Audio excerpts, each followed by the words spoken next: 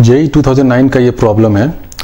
इसमें एक फंक्शन दे रखा है f(x = x cos 1/x) और इसमें 4 ऑप्शंस दे रखे हैं और ये भी इस मल्टीपल चॉइस क्वेश्चन है जिसमें मोर देन 1 ऑप्शन करेक्ट है।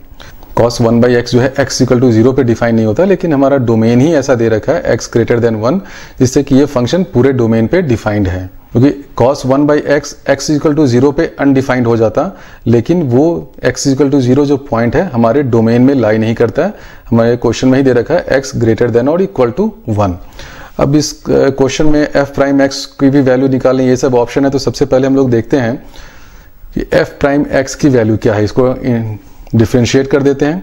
f(x = x cos 1x) है, तो इसको f'(x) जब आप डिफ्रेंशिएट करेंगे तो x का एक टर्म आएगा तो 1 हो जाएगा, तो cos 1/x प्लस x यहाँ पे रहेगा।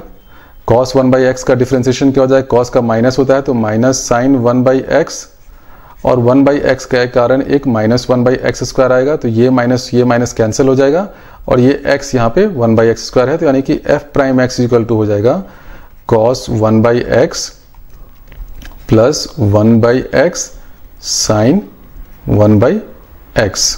अब हमें एक ऑप्शन में ये पूछ रखा है कि limit x tend to infinity f'(x) क्या होगा। तो हम देखें कि limit x tends to infinity f'(x) की वैल्यू क्या होगी, यानी इस एक्सप्रेशन की वैल्यू क्या होगी। अगर x टेंड्स टू इन्फिनिटी तो 1/x क्या होगा, इट विल टेंड टू 0। तो ये वाला जो टर्म है साइन ऑफ 1/x, ये थोड़ा सा कंफ्यूजन क्रिएट कर रहा है, लेकिन ये हम जानते हैं कि साइन की जो वैल्यू होती है वो -1 और 1 के बीच में लाई करती है।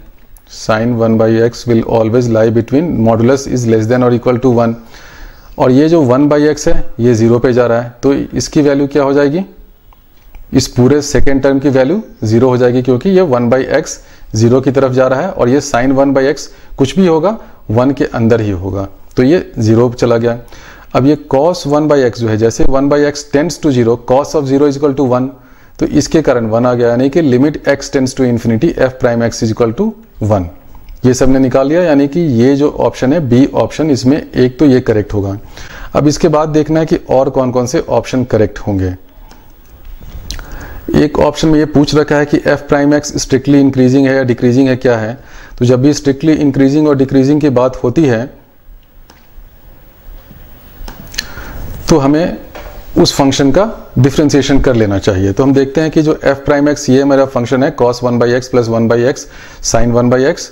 अब हमें इसका नेचर फाइंड करना है कि ये इंक्रीजिंग फंक्शन है या डिक्रीजिंग फंक्शन है, तो हमें इसको भी डिफरेंशिएट करना पड़ेगा। यानी कि बेसिकली हम निकालते हैं f'(x) हो जाएगा f'(x) = अगर आप इसको डिफरेंशिएट कर लें, cos 1/x का क्या हो जाएगा, -sin 1/x into -1/x² plus 1/x को कॉमन रखे तो फिर आ जाएगा cos 1/x into -1/x² plus इसमें एक तीसरा भी टर्म आएगा जो 1/x के कारण आएगा, तो होगा -1/x² sin 1/x।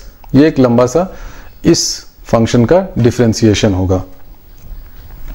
अब इसको आप सिंप्लीफाई कर लेंगे तो पिछले स्टेप से आप आएंगे तो यहाँ पे देखेंगे कि f'(x) की ये वैल्यू होगी, ये टर्म और ये टर्म दोनों टर्म कैंसिल आउट हो जाएंगे, तो हमें f'(x) क्या बचेगा, इज इक्वल टू ये और ये दोनों कैंसिल आउट हो गया, तो ये बचा -1/x³ cos 1/x, यानी ये f'(x)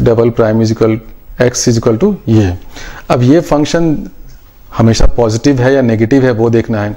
आप देखें कि हमारा डोमेन जो दे रखा है x > 1 है, x हमेशा जो है वो > 1 है, तो 1/x किस में लाई करेगा, ये 0 और 1 के बीच में ही लाई करेगा। क्यों, क्योंकि x आपका क्या होगा, 5 होगा, 10 होगा, 1/x क्या होगा, 1/10 होगा, वो 1 से कम होगा, तो 1/x belongs to this interval 0 to 1। अब 0 to 1 के बीच में cos 1/x की वैल्यू क्या होती है, पॉजिटिव होती है। क्यों, क्योंकि 0 to 1 जो है आपका 1 π/2 से तो कम है, और cos की वैल्यू मैं जानता हूं कि cos 0 से लेके cos π/2 तक के बीच में वो पॉजिटिव रहता है, तो 1 मेरा 1 इज लेस देन π/2, सो ये जो टर्म है cos 1/x ये पॉजिटिव है, तो इस माइनस साइन के कारण f'(x) is strictly less than 0। ये आ गया। तो अगर ये F double prime x is strictly less than 0, यानी कि जो एफ प्राइम फंक्शन है ये क्या है, ये एक डिक्रीजिंग फंक्शन है, decreasing function on the whole domain, यानी 1 से लेके इन्फिनिटी तक एफ प्राइम एक्स जो है वो एक डिक्रीजिंग फंक्शन है। ये क्या था, ऑप्शन नंबर डी था। तो ये ऑप्शन भी करेक्ट हो गया, that F prime x is strictly decreasing in the interval 1 to infinity. अब देखते हैं कि ए और सी में कौन सा ऑप्शन करेक्ट हो सकता है। एक चीज और आप ध्यान दीजिएगा कि ए और सी क्या है, अगर ए ट्रू होगा तो सी ट्रू नहीं होगा, अगर सी होगा तो ए नहीं होगा, यानी दोनों एक दूसरे का ये नेगेशन है। अब देखें कि इन दोनों ऑप्शंस में ए और सी में F of x plus 2 minus f x की बात की गई है। देखें कि ए और सी इन दोनों ऑप्शंस में कौन सा करेक्ट होगा, वो अगर फाइंड करना हो तो आपको यहाँ पे लैग्रेंजे मीन वैल्यू थ्योरम काम आ सकता है, क्योंकि उसमें हमेशा हम लोग f of b minus f of a divided by b minus a equal to f prime c उस टर्म्स में बात करते हैं, और हमने यहाँ पे एफ प्राइम पहले ही निकाल रखा है।